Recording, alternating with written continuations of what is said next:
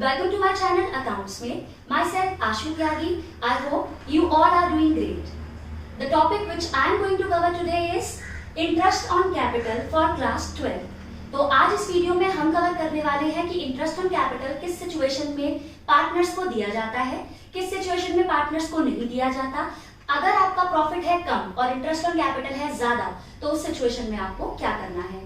ये topic paper point से बहुत इंपॉर्टेंट है. इंडिविजुअली 3 to 4 मार्क्स में आ जाता है या कोई क्वेश्चन आपका 1 मार्क में भी कवर हो जाता है. विद दैट 6 to 8 मार्क्स का जो पीएनएल एप्रोप्रिएशन होता है उसमें भी ये पॉइंट फॉर श्योर आता ही आता है. तो इसको ध्यान से समझते हैं.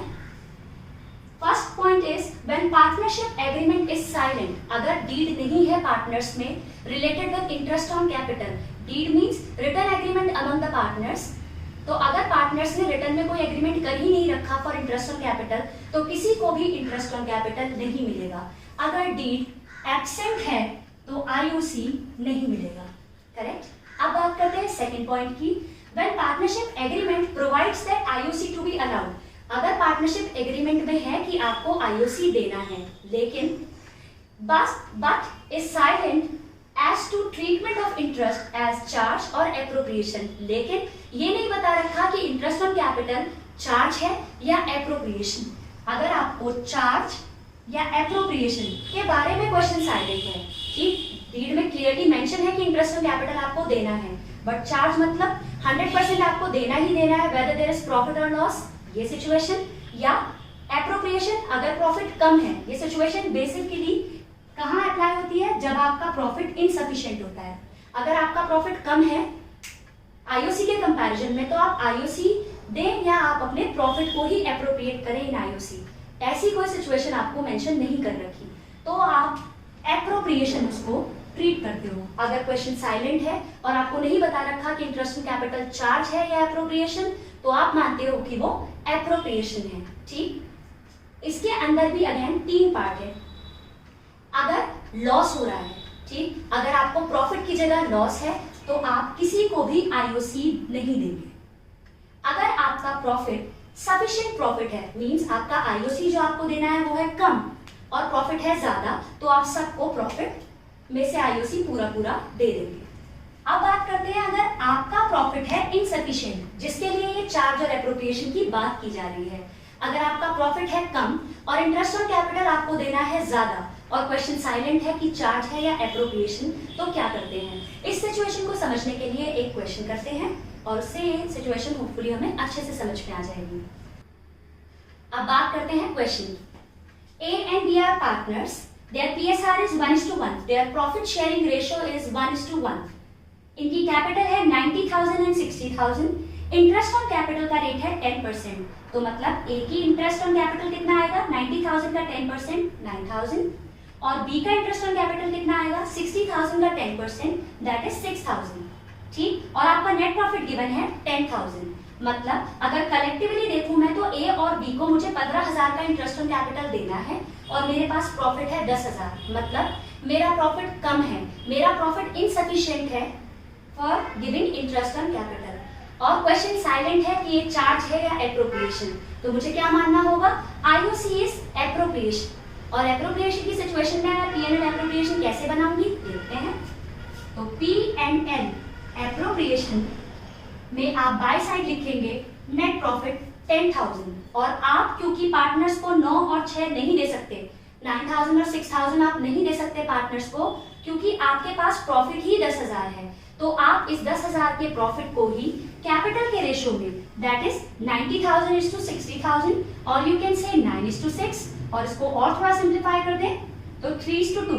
आप इस रेशियो में आप इस वाले प्रॉफिट को डिस्ट्रीब्यूट कर देंगे. ठीक. मैंने पीएसआर नहीं बोला है, मैंने बोला है कैपिटल के रेशियो में. ठीक. तो 10,000 को मैं क्या कर दूंगी?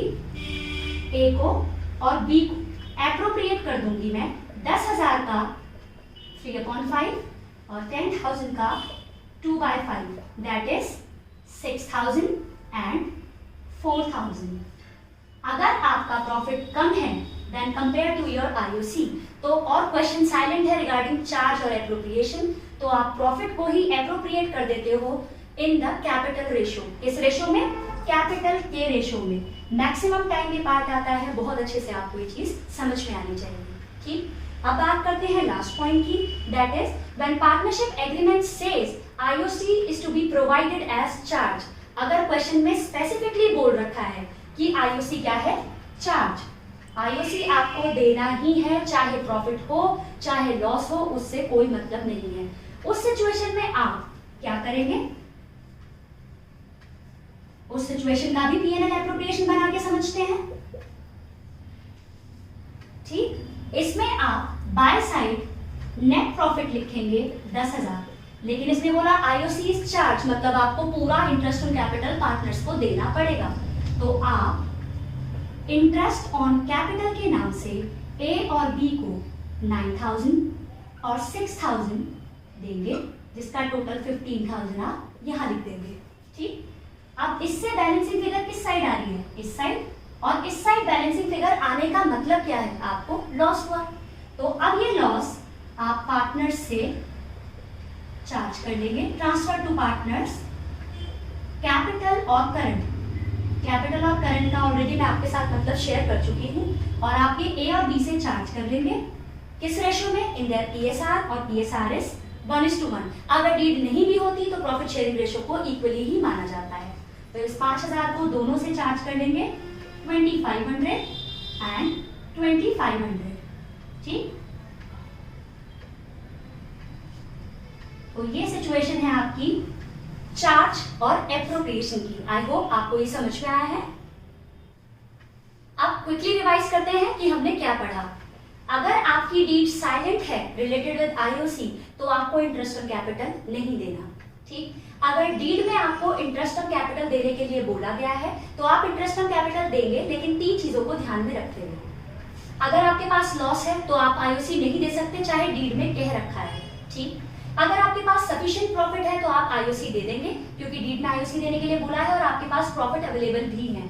लेकिन अगर आपके पास प्रॉफिट अवेलेबल नहीं है, सफिशिएंट प्रॉफिट नहीं है, और आईओसी के लिए क्वेश्चन में कुछ नहीं बोल रखा कि वो चार्ज है या एप्रोप्रिएशन, तो आप उसे एप्रोप्रिएशन मानेंगे, और एप्रोप्रिएशन मानते हुए आप प्रॉफिट को ही आईओसी नहीं कैपिटल के रेशो में आप उसको डिस्ट्रीब्यूट कर देंगे। जैसा मैंने अपने क्वेश्चन में 90,000 और 60,000 दैट इज 9:6, 3:2 के रेशो में मैंने इस 10,000 को ही एप्रोप्रिएट कर दिया, क्योंकि मेरा आईओसी का टोटल 15,000 आ रहा था, जो ज्यादा था मेरे प्रॉफिट से। ठीक, अगर क्वेश्चन में आपका प्रॉफिट इनसफिशिएंट है, लेकिन आपको स्पेसिफिकली बोल रखा है दैट आईओसी इज चार्ज, तो आपको पूरा आईओसी देना पड़ेगा। इन टर्न आपको जो लॉस होगा उसे आप पीएसआर में पार्टनर से चार्ज करा लेंगे।